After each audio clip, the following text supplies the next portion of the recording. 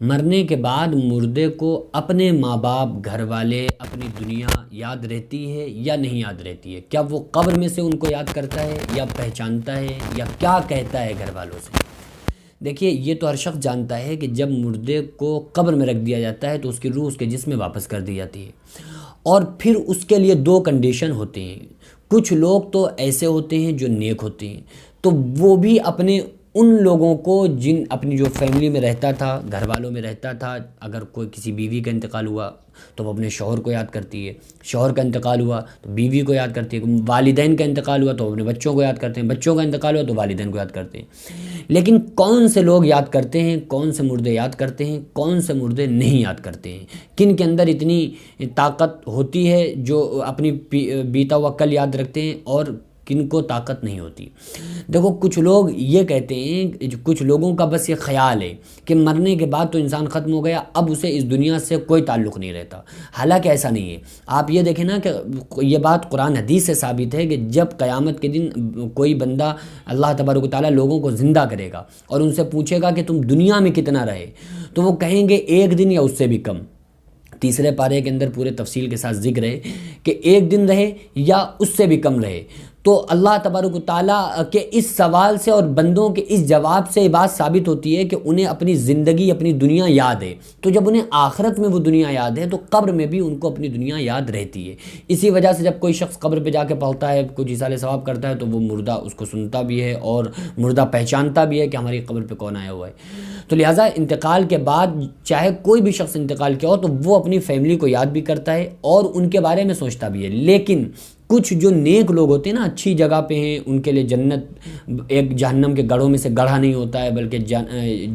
قبر جو ہوتی ہے وہ جنت کی ایک کیاری ہوتی ہے۔ آقا علیہ السلام فرماتے ہیں جنت کی کیاریوں میں سے قبر یا تو ایک کیاری ہے یا جہنم کے گڑھوں میں سے گڑھا ہے۔ تو اگر اس بندے کے لیے وہ جنت کی کیاری ہے، یعنی کہ وہ نیک بندہ تھا اور وہ کوئی شخص نیک بندہ انتقال کیا،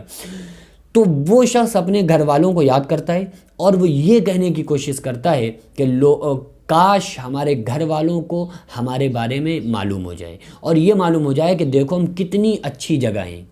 دیکھو ہم کتنی آرام سے ہیں، ہم ٹھیک ٹھاک ہیں اور ہمیں کوئی یہاں پرابلم نہیں ہے۔ وہ یہ سوچتا ہے کہ یہ کاش ہمارے گھر والوں کو ہماری خبر ہو جائے، لیکن اس کے گھر والے چونکہ اللہ تبارک و تعالیٰ نے اس بات کو پوشیدہ فرما دیا ہے، اسی کا نام الذین یؤمنون بالغیب ہے کہ غیب پہ ایمان لانے کا مقصد یہ ہے کہ بھئی آپ کو وہاں عالم برزخ کی، قیامت کی کوئی بات ابھی نہیں دکھائی جا رہی ہے، بلکہ صرف بتائی جا رہی ہے، آپ سن کے اس پہ ایمان لیں۔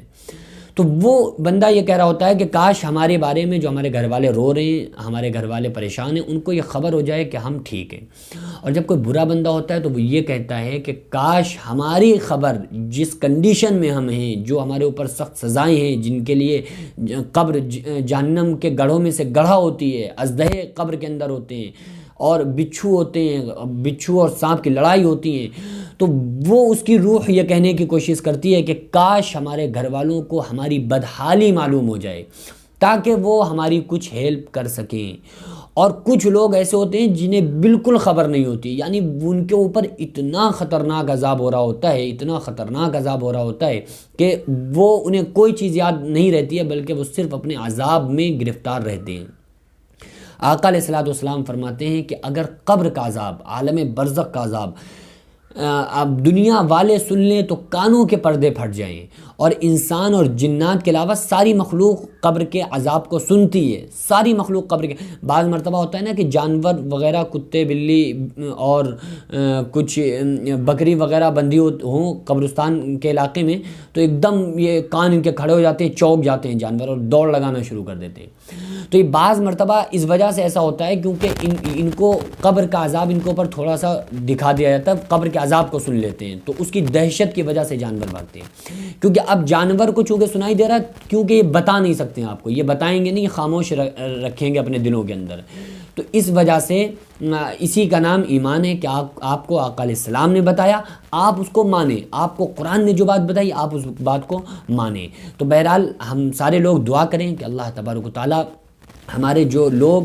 ہمارے رشتہ داروں میں سے، عزیز و اقارب میں سے، گھر والوں میں سے جو بھی لوگ اس دنیا سے رخصت ہو گئے، اللہ تبارک و تعالیٰ اپنے فضل و کرم سے پیارے آقا صلی اللہ علیہ وسلم کے صدقے میں اللہ تبارک و تعالیٰ ان کی قبر پر اگر عذاب ان کو ہو رہا ہو تو ان کی قبر سے عذاب کو اٹھا لے اور ان کو جنت الفردوس میں اعلیٰ سے اعلیٰ مقام عطا فرمائے، اور ان کی اللہ تعالیٰ اپنے فضل و کرم سے ان سب کی بخشش فرمائے۔ اور ہم لوگ جو لوگ دنیا میں ہیں، اللہ تبارک و تعالیٰ سے دعا ہے کہ اللہ تبارک و تعالیٰ ہم سارے لوگوں کو موت کے وقت کی سختی سے، قبر کی وحشت سے ہم سارے لوگوں کی حفاظت فرمائے۔ وما علینا الا البلاغ۔ السلام علیکم ورحمۃ اللہ وبرکاتہ۔